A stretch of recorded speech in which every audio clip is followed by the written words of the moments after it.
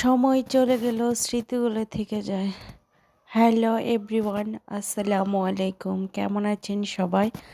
আশা করছি ভালো আছেন। আপনাদের তো ভালোবাসায় আমিও ভালো আছি।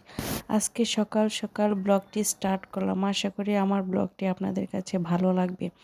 আর যদি ভালো লেগে থাকে প্লিজ প্লিজ প্লিজ আমার চ্যানেলটি সাবস্ক্রাইব করবেন, পাশে থাকা বেল আইকন ক্লিক করবেন এবং আমার ভিডিওটির সাথে থাকেন। দেখেন আমি আজকে সারাদিন কি কাজ করি তা আপনাদের মাঝে শেয়ার করব। এই যে এখানে কতগুলো প্লেট রয়েছে, এগুলি ক্লিন করব, তারপরে ঝুড়ি বড়া এগুলি গুছাইব। মা মেয়ে দুজন হলে কি হবে, হাঁড়ি পাতিল হয়ে যায়।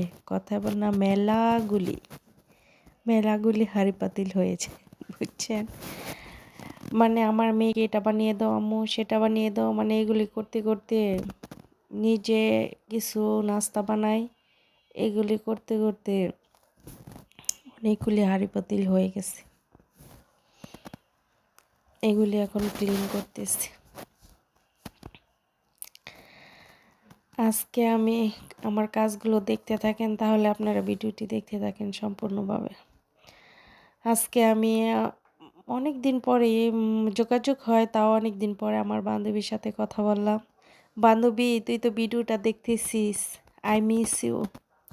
মানে আমার বান্ধবী ফোন দিলে আমাদের স্কুল লাইফের কথা বলি, যে কি করলাম, কে কি করলো, কিভাবে কি। আজকে আমার বান্ধবীর সাথে অনেক দিন পরে কথা হলো।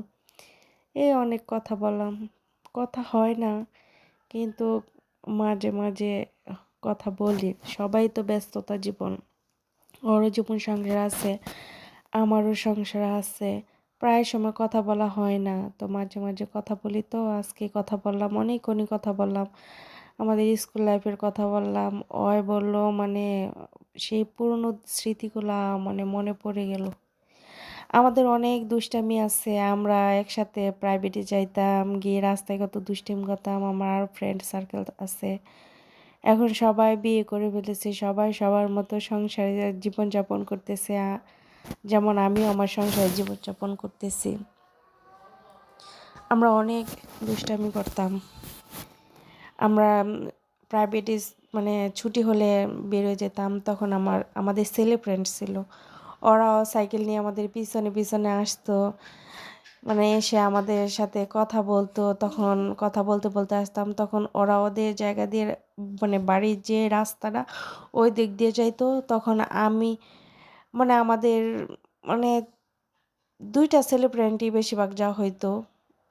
একজনের বাড়ি ছিল আমাদের পাশেই, নামটা উল্লেখ করলাম না। আরেকজনে মানে মাঝ রাস্তা দিয়ে ওই দিক দিয়ে যেত গা, মানে ওর বাড়ি ছিল মানে কেরানির দিকে, ও এদিকে চলে যেত। আর আমাদের বাড়ি মানে সাথে আমার এক ফ্রেন্ডের বাসা ছিল, সেও মনে হয় আমার ভিডিওটা দেখতেছে। মানে ওই চলে যেত ওই দিক দিয়ে, আমি চলে আসতাম। তারপরে ওই চলে যেত, কথা বলতে বলতে ওই চলে যেত। আর তারপরে আমি যেতাম, আমার পরে আমার বান্ধবী চলে যেত, মানে মাঝখানে ছিল আমার বাড়ি।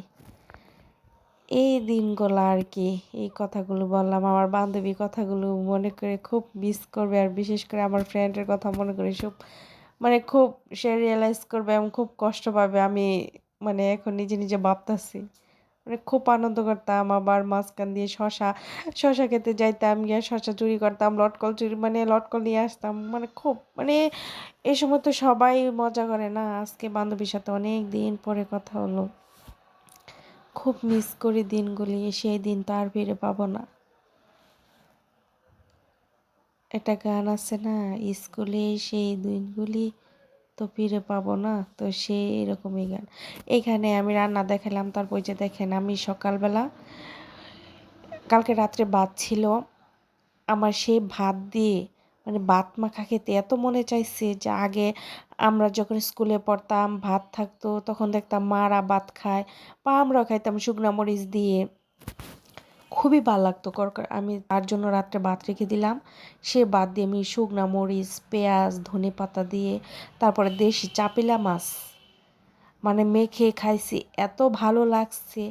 যাই হোক, আগের টেস্টটা তো আর ফিরে পাবো না, তারপরও মনে করেন মনে যে তৃপ্তিটা, সেই জিনিসটা পেলাম। আমার কাছে খুবই ভালো লাগছে। আগেও আমরা এরকমভাবে খাইতাম শীতের দিন সকালবেলা। আগের সেই মজাও নাই, কোনো কিছুই নাই। কিন্তু আগের দিনগুলো তো রয়ে গেল। এখান থেকে দেখেন আমি দুপুরবেলা যে রান্না করছিলাম কাসকি মাছ। কাসকি মাছ আমার কাছে ভাজা, ভাজা করে রান্না করলে ভালো লাগে। আর ওইখান দিয়ে চাপিলা মাছ দিয়ে টমেটো খাড়া রান্না করলাম। এটা খুবই প্রিয়। সবারই বেশিরভাগ এই টক তরকারিটা সবারই পছন্দ লাগে। মানে আর কয়দিন পরে যখন এই যে এখানে দেখেন সবাই ভালো থাকবেন, সুস্থ থাকবেন, আমার ভিডিওটির সাথে থাকবেন। আজকে এ পর্যন্ত। আল্লাহ হাফেজ।